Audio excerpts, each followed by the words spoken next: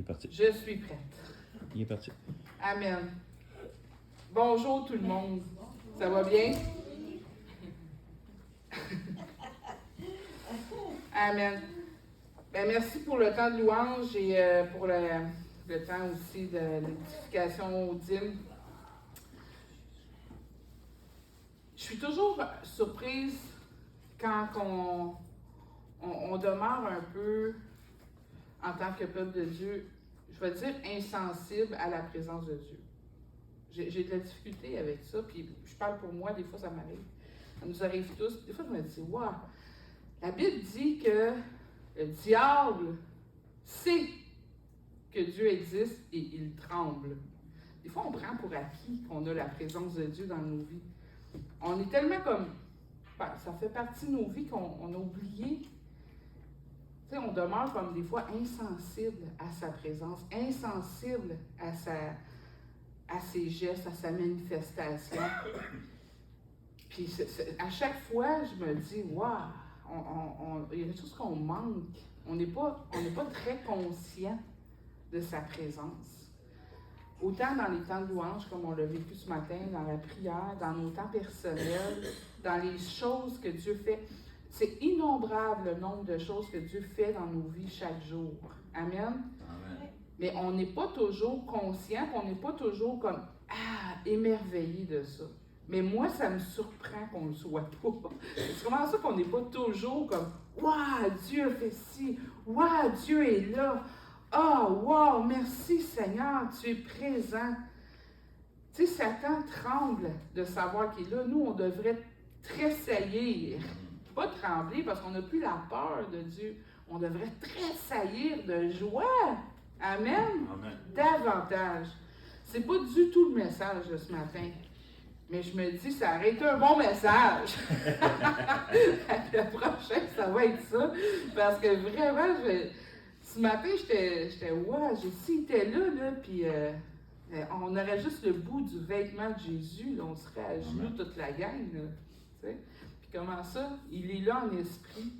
Ayons cette même joie de l'avoir parmi nous. Amen. C'est vraiment une grâce extraordinaire. C'est une grâce qui nous a été donnée à nous, que le peuple avant nous espérait, attendait. Puis ils sont morts sans le voir. Et nous le vivons. Amen. C'est extraordinaire. Ça fait un petit peu partie du message. Donc, Seigneur, Dieu, merci, Seigneur, pour ce temps que tu nous donnes ensemble de te connaître mieux à travers la parole, Seigneur. Oint ce temps, Seigneur. Que cette parole qui va sortir pour toi, Seigneur, puisse bénir nos vies et la changer, Seigneur, pour qu'on soit de plus en plus à ton image, Seigneur. Alléluia, Jésus. Amen. Amen. Donc, le titre, c'est « Ma demeure ». Quelle est notre demeure? Amen. On a souvent des belles maisons ou des bels appartements, des beaux meubles. Et, il y en a qui sont moins sûrs, ils disent pas aussi beau que je voudrais, en tout cas. Ou on y aspire si on ne les a pas. D'autres ont des grands terrains avec des chevaux, tu sais. Certains peuvent se reconnaître. D'autres ont 2-3 demeures, des petits chalets ici. C'est pas notre cas, mais bon, ça pourrait. Mais on habite ici-bas dans des maisons, dans des endroits qu'on a choisis ou partiellement choisis, puis qu'on est content. Puis moi, ça me fascine de voir, on ne sait pas non plus à quel point on est bien chez nous. Parce que, voyez-vous, quand vous partez du travail ou du lieu où est-ce que vous êtes, vous en allez chez vous, vous ne vous questionnez pas. Je m'en vais à la maison, point final. Vous vous rendez, puis c'est tout. Vous ne mettez pas le GPS à tous les jours, peut-être au début, là, quand vous venez d'habiter là. Mais ça devient naturel, puis il y a comme un bien-être quand je m'en vais à la maison. On s'en va à la maison. Même chose quand tu vas en voyage, même quelque temps, dans une autre place. C'est le fun, mais même c'est bon de revenir dans ses affaires. Tu sais, revenir à la maison, il y a quelque chose de rassurant. Il y a quelque chose de... C'est chez nous, c'est mon lieu, c'est où est-ce que je peux être moi. Tu sais, tu peux être toi, là. Tu peux prendre ta barre Mars, il n'y a pas de problème. Tu peux être vraiment toi, chez toi. Il y a cette intimité-là que tu as avec toi-même et ceux qui habitent ta maison. Puis ça me fascine. Souvent, je suis en voiture, je me dis, on est béni d'avoir un chez nous. Il y en a qui n'ont pas de chez eux. Nous, on en a un, puis on est bénis de ça. Je vais nous emmener dans Hébreux 11, versets 8 à 10.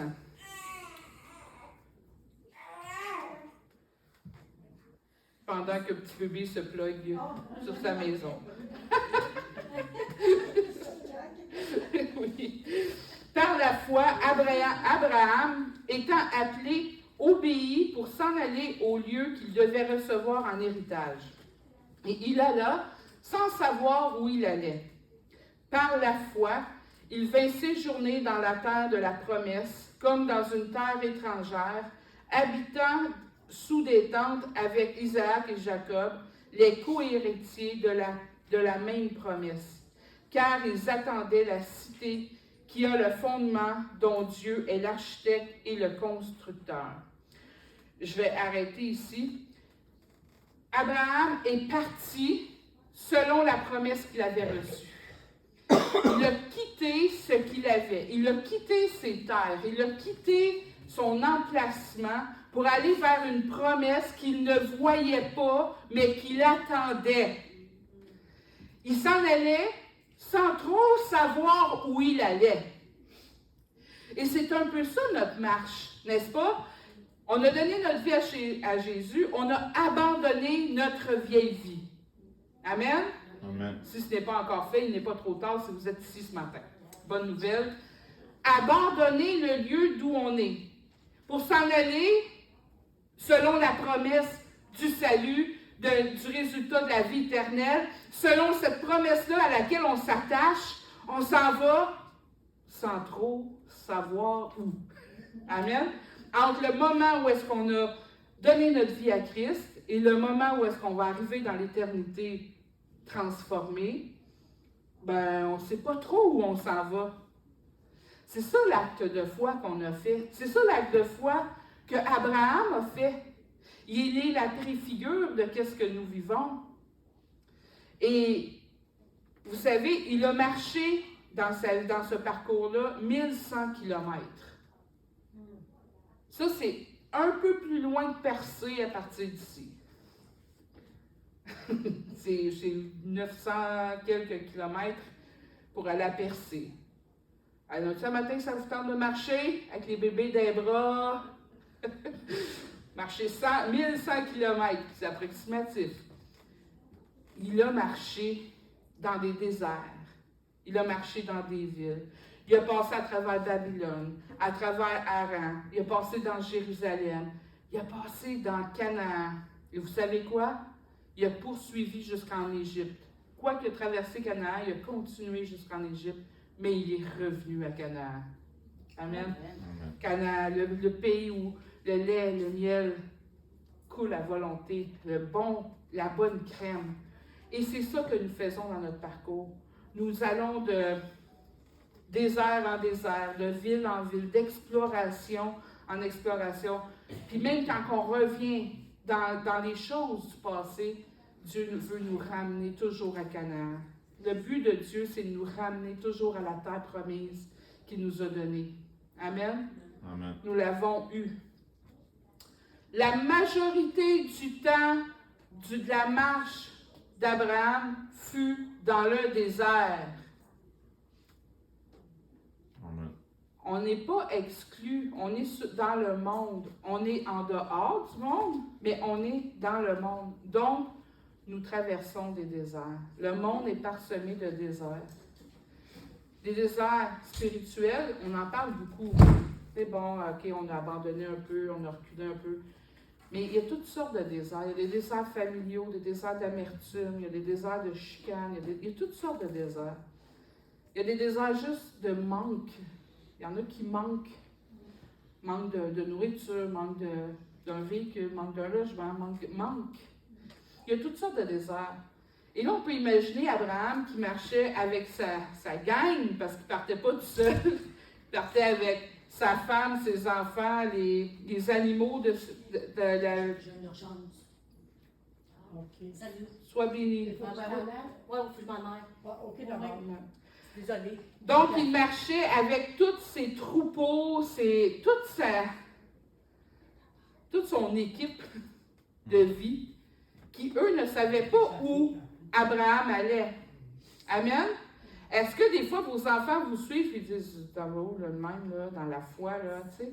On entraîne avec nous des gens dans notre parcours qui, eux, ont confiance qu'on a eu la vision et la promesse. Amen. Amen.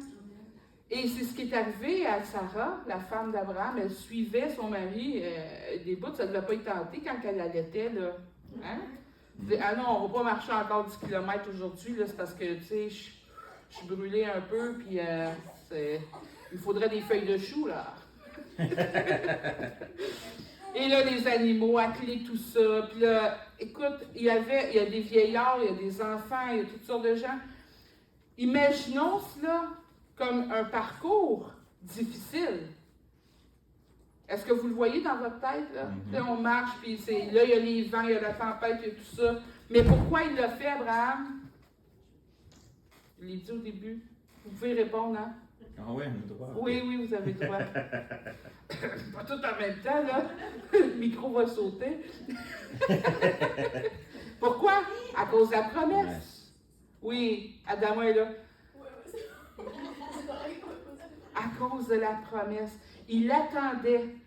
Il savait que qu'est-ce qui marchait sur la terre ne comptait pas. Parce qu'il attendait la cité qui a le fondement dont Dieu est l'architecte et le constructeur. Il attendait cela. Il marchait en vue de l'état céleste qu'il allait atteindre. Il savait qu'il y avait quelque chose de plus grand que qu'est-ce qu'il vivait. Et c'est ça que nous aussi nous vivons. Nous savons que qu'est-ce que nous vivons ici-bas est passager. Ce n'est pas notre vraie destinée.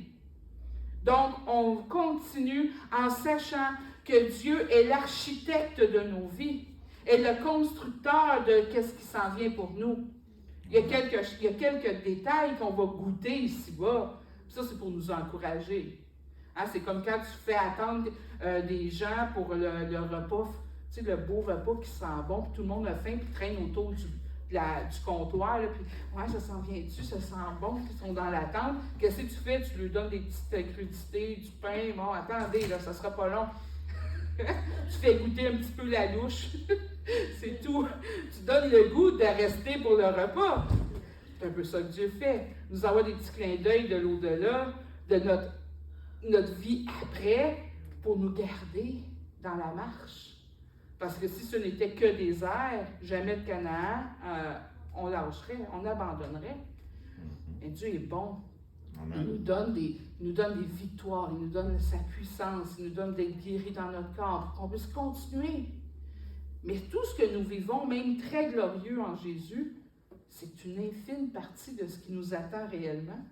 Yes. C'est extraordinaire. Amen. Tu sais, quand on vit des moments forts dans le Seigneur, là, des bons moments, là, soit dans la louange, dans la complicité, entre frères et sœurs, ou dans des victoires, là, tu sais, ton enfant a donné sa vie à Jésus, c'est comme, what?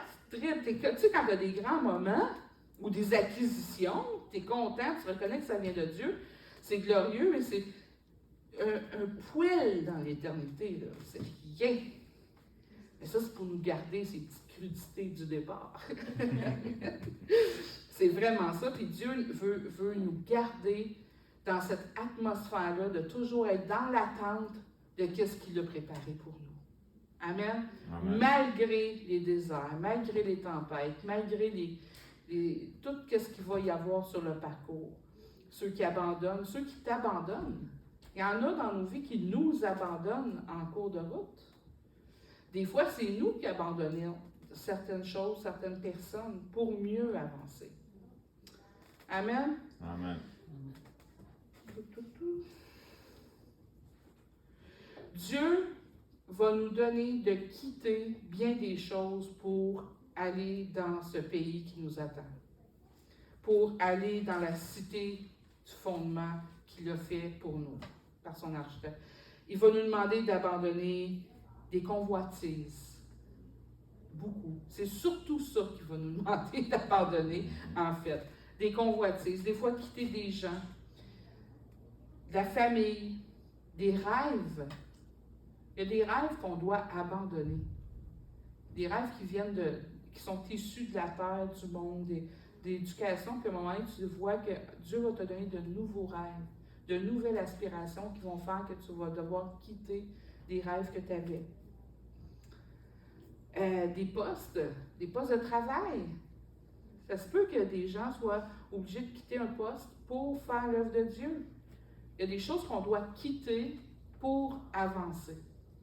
C'est pas toujours le cas, mais c'est souvent le cas. Mais on le fait toujours à cause de la promesse. Puis Abraham, à chaque fois qu'il a changé de place, parce qu'il a changé de place plusieurs fois, j'ai nommé quelques villes dans lesquelles il est allé, parce que son 1100 km, il ne l'a pas fait d'une one-shot, là. Il l'a fait au parcours de sa vie, du moment de la promesse jusqu'à sa mort. Et c'est à différents moments dans notre vie chrétienne, le Seigneur nous appelle à quitter quelque chose dans nos vies. Amen? Amen. Comme la convoitise, tu peux ne pas voir présentement que tu as une convoitise qui nuit à ta marche. Mais il va venir un moment donné où est-ce que Dieu va te le montrer, ça va être le moment de la quitter. Amen? Il ne fait pas tout one shot, là. Il est très gentleman, notre Dieu. Il est vraiment gentil. Parce que s'il nous disait tout ça one shot, là, on tournerait de bord. On serait découragé. Mais il est gentil, il ne nous fait pas ça. Nous aussi, nous sommes appelés à quitter notre terre natale. La terre natale, c'est tout ce qu'on a reçu de ce monde. Il y a des choses qui sont bonnes, qui ont l'air bonnes, mais il faut les quitter. C'est pas toujours facile de quitter les bonnes choses qu'on aime de ce monde. Amen? Amen. Il y en a peut-être à qui ça veut dire quelque chose. 2 Pierre 1,3.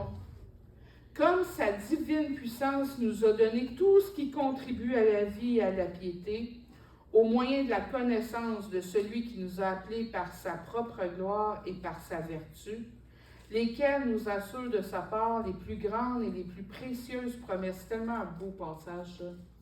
Afin que par elles, vous deveniez participants de la nature divine, en fuyant la corruption qui existe dans le monde par la convoitise. Ça commence en comme sa puissance, sa divine puissance, puis on termine en devenant participant de sa divine puissance. On fuit le monde de la corruption pour prendre possession, devenir participant de la puissance divine. Hey, la puissance, pas la puissance de M. Louis Cyr, là, très fort, qui tire des autobus avec ses cheveux, là, Antonio et l'autre, là. Pas une puissance comme ça, là. Pas la puissance d'un train qui va vite, là, à haute vitesse, qui te fly ça de même. Pas une puissance comme ça. Même pas la puissance d'un météorite qui tomberait sur la Terre et qui la détruirait en un instant. Même pas la puissance des étoiles qui éclatent et qui filent. Même pas la puissance de tout ça ensemble. La puissance divine de Dieu. C'est plus grand que tout ce que je viens de nommer. Cette puissance-là, on devient participant de cette puissance. On participe à ça. Mais on est très, très impressionné par des petites puissances, mais très peu par la puissance de laquelle on contribue. Parce que c'est tout le monde ensemble qu'on y parvient. Amen. Amen. Comment on quitte, comment on laisse ces choses-là? Il y a 3 choses qui sont nommées ici. Par sa divine puissance. Le mot puissance ici, c'est le mot dynamisme. C'est la puissance, les miracles, par la capacité, la force, le pouvoir, les moyens, être puissamment capable. Dieu nous rend puissamment capables, par sa puissance divine, d'abandonner nos convoitises, d'abandonner qu'est-ce qu'on a besoin d'abandonner. Amen? Amen. Par sa propre gloire aussi. Okay? Au moyen de la connaissance de celui qui nous a appelés par sa propre gloire. Quand il nous a appelés à quitter notre ancienne vie, c'est par sa propre gloire. C'est la condition la plus glorieuse, l'état le plus élevé. L'état le plus élevé de tout ce qui existe humainement parlant puis inhumainement parlant, ça, là, le plus, c'est ça qui nous a appelés à quitter notre ancienne vie. Puis on a répondu à cet appel-là. Et aussi par sa vertu. Par sa vertu, c'est par sa façon vertueuse de penser, de ressentir et d'agir. Donc, la puissance de Dieu, la volonté de Dieu, sa force, son moyen de nous rendre capables, son état le plus élevé de lui-même, sa façon de penser pour nous, d'interagir dans notre vie, tout ça nous a appelés. T'as nommé Ginette, Linda, Émilie, Philippe, appelés à quitter ta vie terrestre pour accéder à la vie céleste. Quitter le royaume des ténèbres pour accéder au royaume de lumière. Quitter ce monde pour accéder au royaume de Dieu. Quitter ta famille pour rejoindre la famille de Dieu. Amen. Quitter tes amis pour rejoindre une fraternité plus grande Yes. que la fratrie. Yes. Quitter un travail pour œuvrer pour Dieu. Quitter l'argent pour découvrir la semence de Dieu. Quitter les angoisses pour trouver la joie en Dieu. Oh, yes. Quitter le deuil pour trouver la joie. Il y a tellement de choses qu'on a encore à quitter, puis on sait maintenant qui nous a appelés, puis comment il nous a appelés. Il nous a appelés par sa puissance divine, par sa gloire et sa vertu. Pas plus grand que ça pour t'appeler. Amen. Amen, amen, amen. Alors, que répondons-nous à un appel aussi extraordinaire? C'est ça qu'a vécu Abraham. Par la foi, il a saisi cet appel-là, puis il a pu marcher des kilomètres dans des déserts, dans la famine. Il a passé un temps de famine. Dans la richesse, il est devenu un mané très riche. Dans la division avec Lot. Dans toutes sortes de situations, il a été capable, parce qu'il avait cette certitude de cet appel-là, de la promesse qui était pour lui. Amen. Et je prie qu'on a la certitude de notre salut, mais qu'on réveille en nous ce désir-là d'aller et de quitter.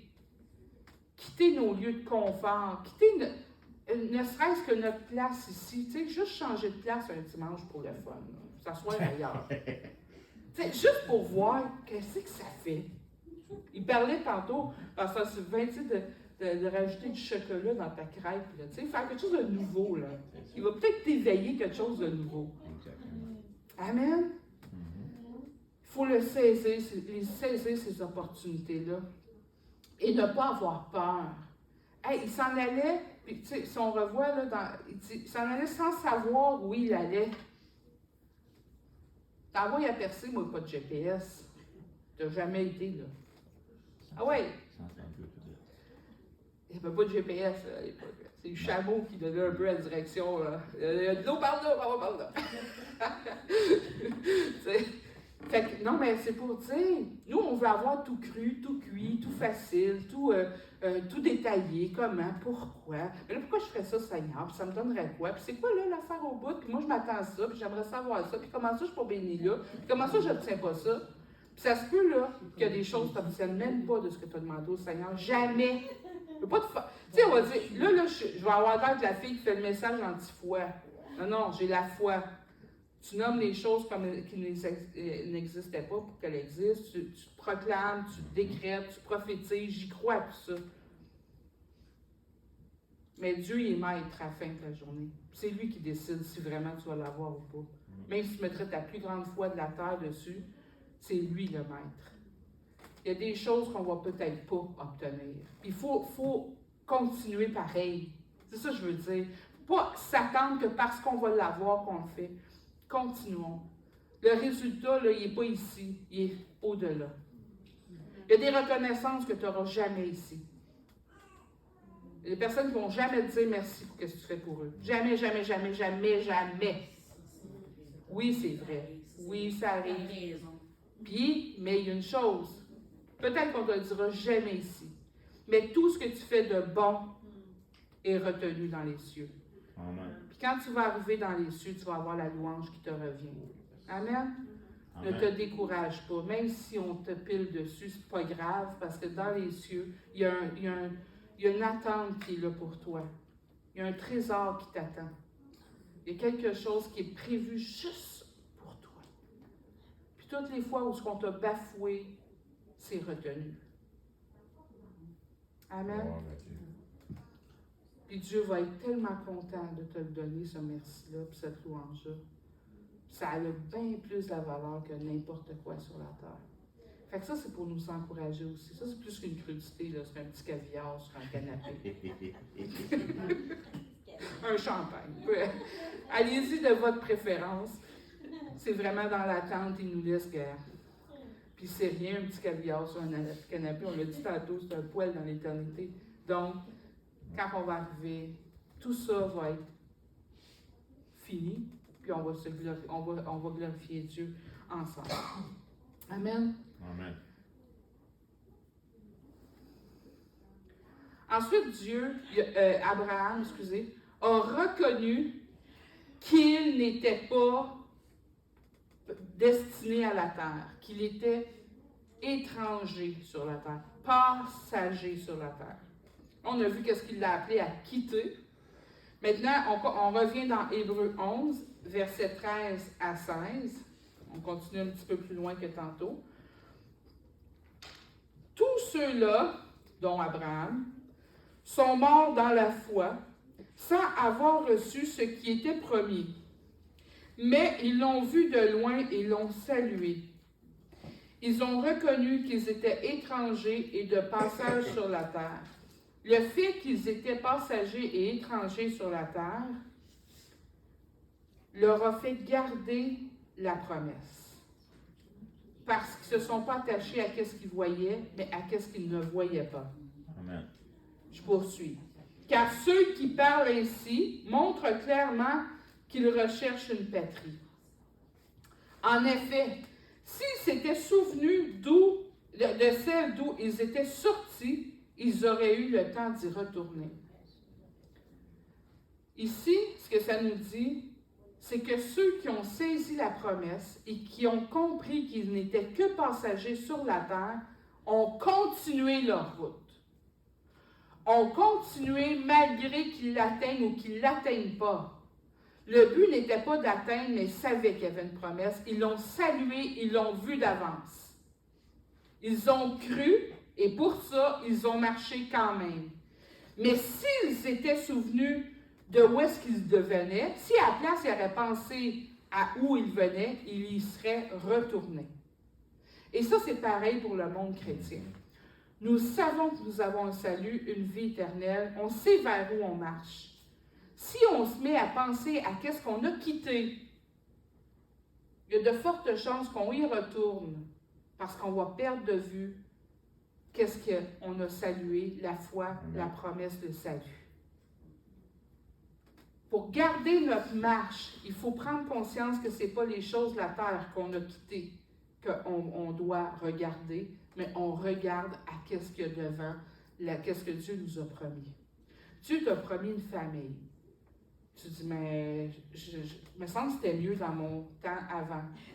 Depuis que je suis au Seigneur, ma famille, là, elle ne me parle plus, on ne se voit plus, ils me trouvent capotée. Il me semble que c'était mieux quand je n'étais pas dans la marche vers Jésus.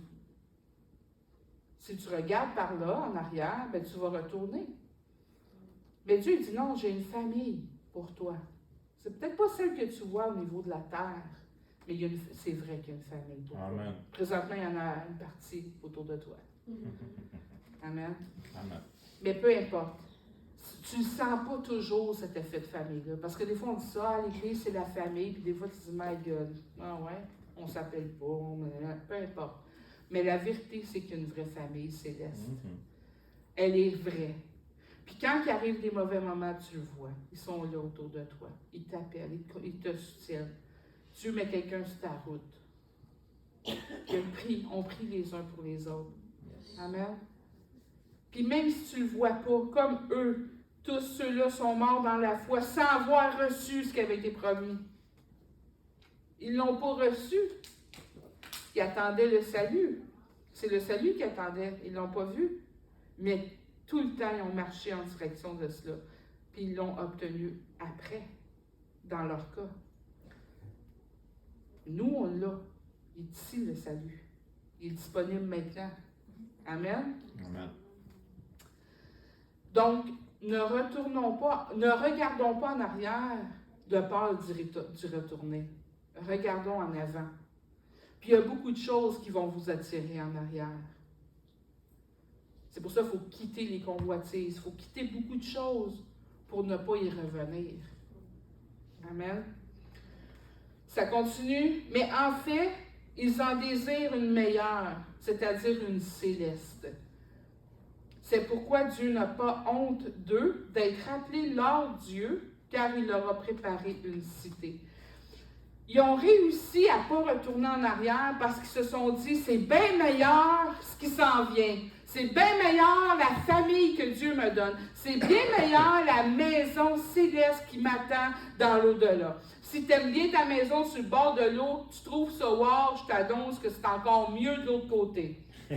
La maison que Jésus est en train de nous préparer est mieux que n'importe quelle maison que tu vas voir ici-bas.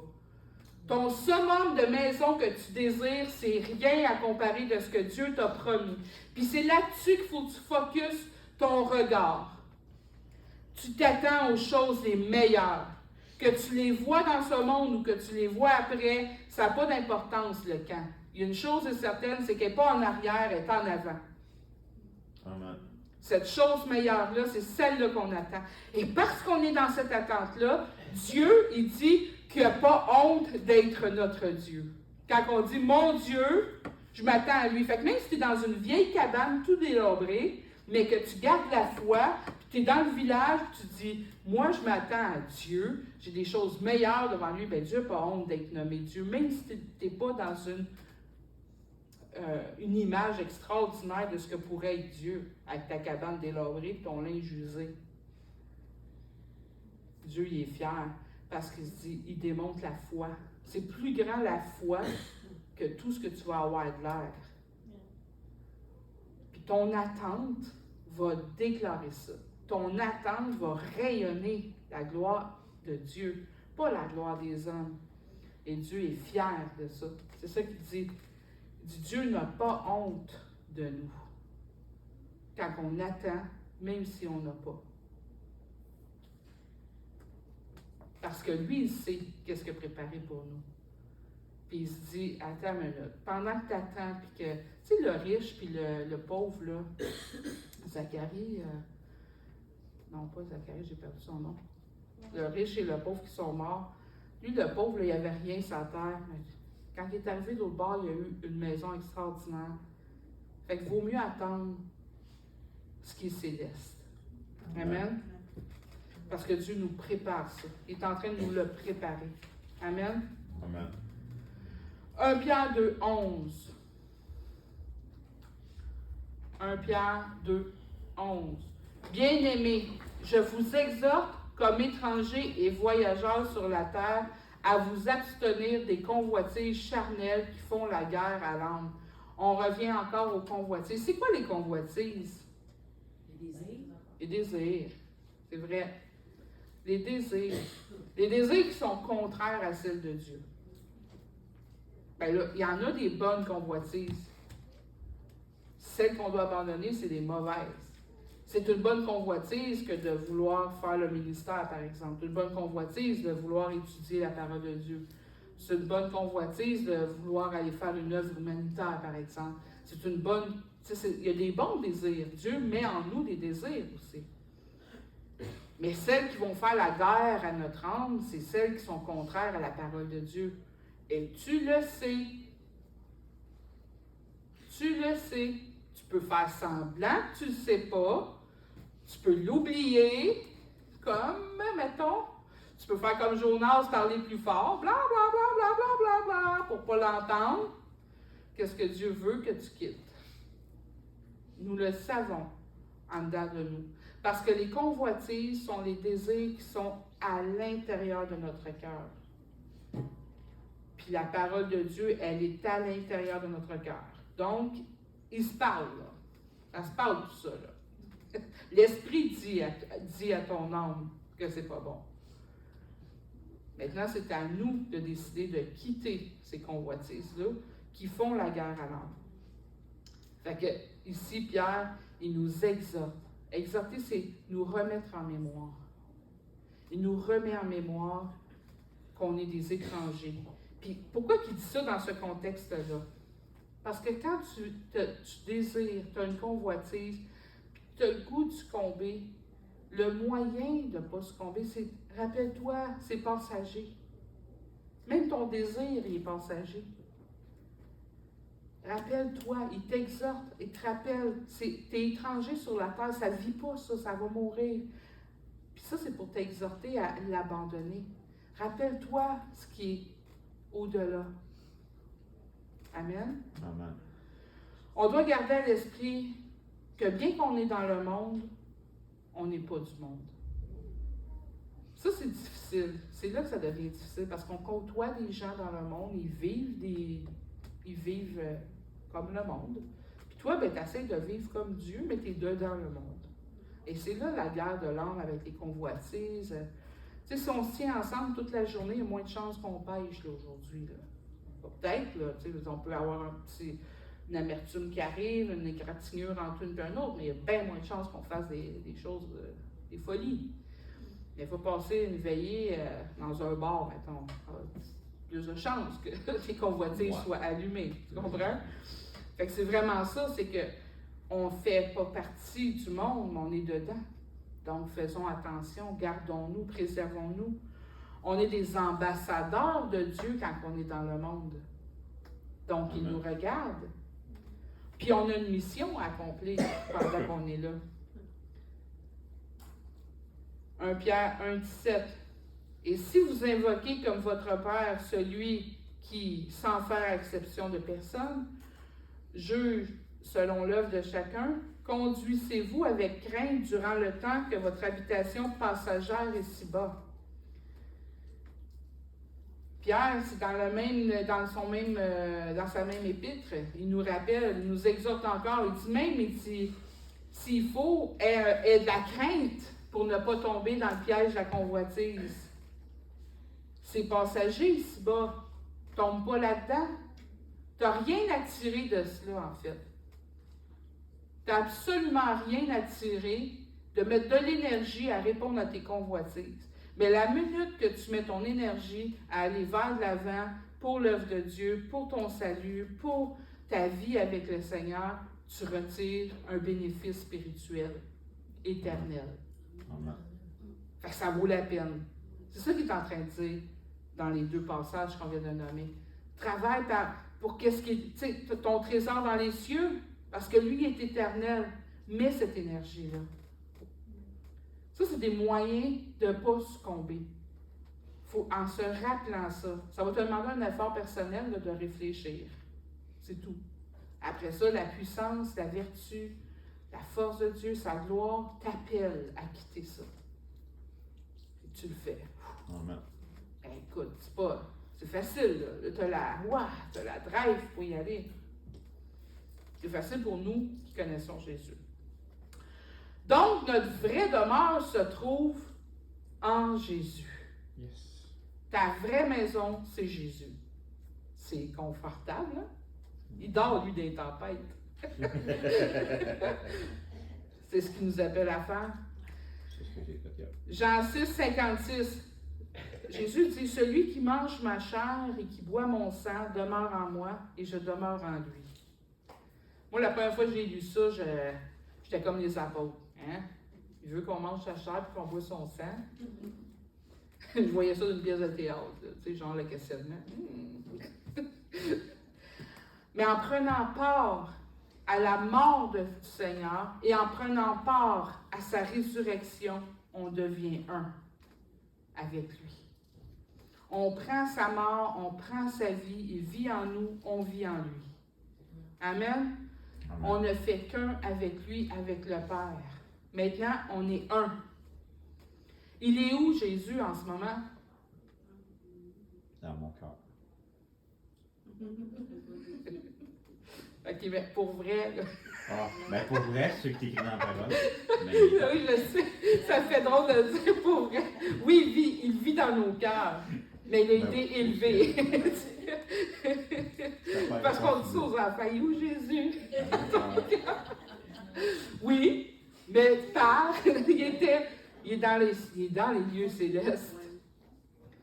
Et nous sommes en lui, Oui, il est en nous, oui, donc on est où? en haut. Dans les lieux célestes. C'est une excellente nouvelle ce matin, là. T'es pas Amen. ici, là. Tu crois que t'es ici, mais tu n'es pas ici, là. Nouvelle doctrine. C'est une joke. Non, mais ça fait flyer. Vraiment. Bon, oui. Mais, spirituellement, on n'est pas ici. Notre vraie vie, autrement dit, est déjà dans les lieux célestes. Notre vie est cachée en Christ. Amen. Amen. On peut marcher librement ici-bas parce que notre nous vrai il est dans les... C'est pour ça que Paul dit qu'il peut m'arriver n'importe quoi, que j'ai l'affliction, la prison, la ci, la ça. C'est pas important, notre corps est passager. Quoi qu'il arrive, notre vraie vie, elle est dans le Christ, qui lui est dans les lieux célestes. Amen. Le reste importe peu. Le reste importe peu. Le reste, ça, c'est tout sur quoi tu t'attaches. Là. Tout ce que tu retiens, là, ça importe peu. Ça vaut rien même. C'est poche, hein? Je me souviens qu'une fois, une amie, j'avais dit ah, fais tout sans pas, là, tout brûle, tout va brûler. Tu sais, lâche-moi de ta maison. C'est pas grave, elle va brûler ta maison. C'est vrai, tu sais, au final, là, tout ce qu'on voit, là, il n'existera plus. Elle va tout pas exister un moment donné. Fait que même pour ceux qui ne croient pas à la fin de la Terre, un moment donné, ça s'use. Tu sais, il arrive quelque chose qui fait que ça ne vit plus. Fait que tout va y passer, et ton toi-même aussi. On a une fin. C'est une grâce. Sérieux, moi, je ne vivrais pas 1000 ans, là. Non. Et mal aux pieds à 50, je vois pas qu'est-ce que j'aurais l'air à 300. Fait que c'est comme heureusement, il y a une fin. Dieu est bon, là. Il aurait pu nous laisser éternel, là. Ça aurait été catastrophe. Au bout de minutes, on serait tous dans le même. Mais Dieu a mis un terme et là, j'ai perdu le fil. Gloire à Dieu. Donc, je vais poursuivre où est-ce que je t'ai rendu. 1 Jean 4,16. Et nous avons connu l'amour que Dieu a pour nous, et nous y avons cru. Dieu est amour, et celui qui demeure dans l'amour demeure en Dieu, et Dieu demeure en lui. Juste ça, on peut faire une prêche, là, Oui. ce verset-là. On va se concentrer ce matin du fait que l'amour de Dieu est notre demeure. Amen.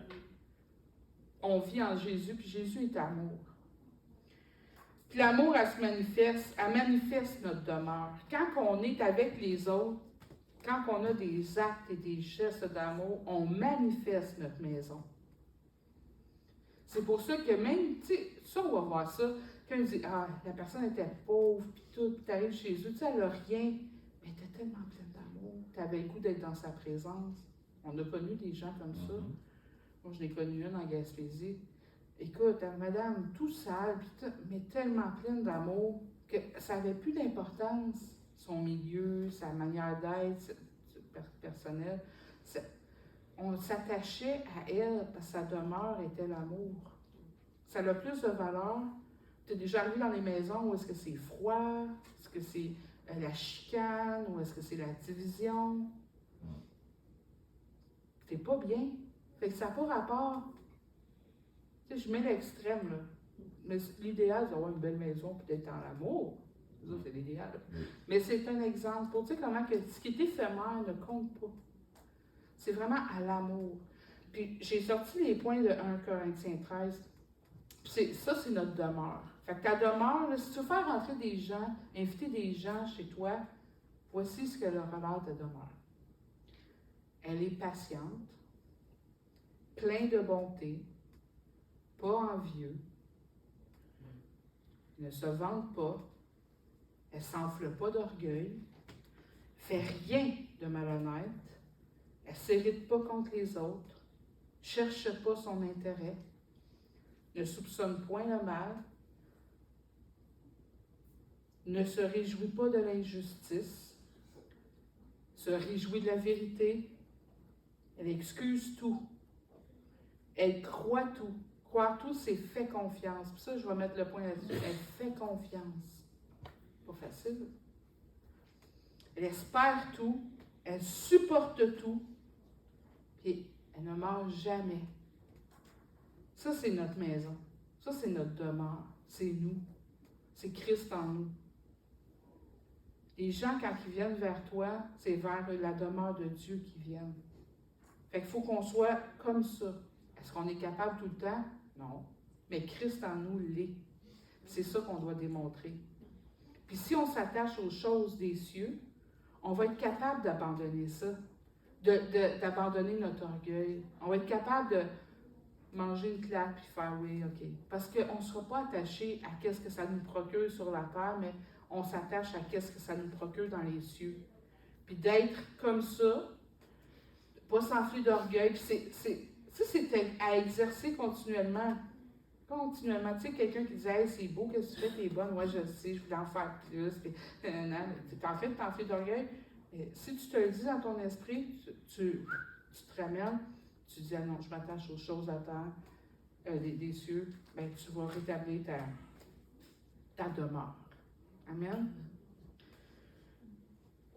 Plus on va prendre conscience de notre demeure, que notre demeure n'est pas ici-bas, plus puis que le matériel, on ne peut pas l'apporter, plus on prend conscience de cela, plus on va s'attacher aux choses célestes.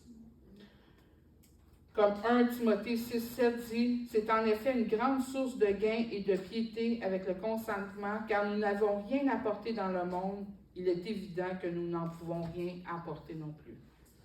Si on est arrivé tout nu, on va partir tout nu. En gros, c'est ça. Je vais finir avec plus on est conscient qu'on est passager sur la terre, plus on saisit cette vérité-là tous les jours, dans les épreuves, dans la tristesse, dans l'attente, plus on saisit que c'est éphémère, plus on va s'attacher aux choses invisibles, puis on va être moins touché par les choses qui se passent. On va être beaucoup moins touché. On va avoir l'air des fois insensible aux choses du monde. Puis moi, je prie qu'on devienne insensible aux choses du monde et qu'on devienne très sensible à Dieu. Amen. Puis qu'on puisse le glorifier. Et je vais finir avec 2 Corinthiens 4, 18 qui dit « Parce que nous regardons point aux choses visibles, mais à celles qui sont invisibles, car les choses visibles sont passagères et les invisibles sont éternelles. » Il y a des choses visibles que tu vis présentement, je t'annonce qu'elles sont passagères. Ce que tu vis aujourd'hui, dans 1 an, ça ne sera plus ça partout. Pas long, 1 an. Là. Ça peut être dans 1 semaine, dans 1 jour, là, mais tu sais, rapporte-toi dans 1 an, là, tu vas être complètement ailleurs dans ta vie. Puis des fois, on met beaucoup d'énergie sur ce qu'on vit en ce moment. Beaucoup d'attention, beaucoup de pleurs. Beaucoup d'attentes, beaucoup de là-dessus. Mais plus on va dire c'est passager, on va avoir un nouveau souffle pour continuer. On va être beaucoup plus persévérant dans les choses invisibles en se prenant conscience de ça. Parce que notre demeure, on le sait, n'est pas ici, est dans les lieux célestes, en Christ. Amen. Amen. Amen. Gloire à Dieu.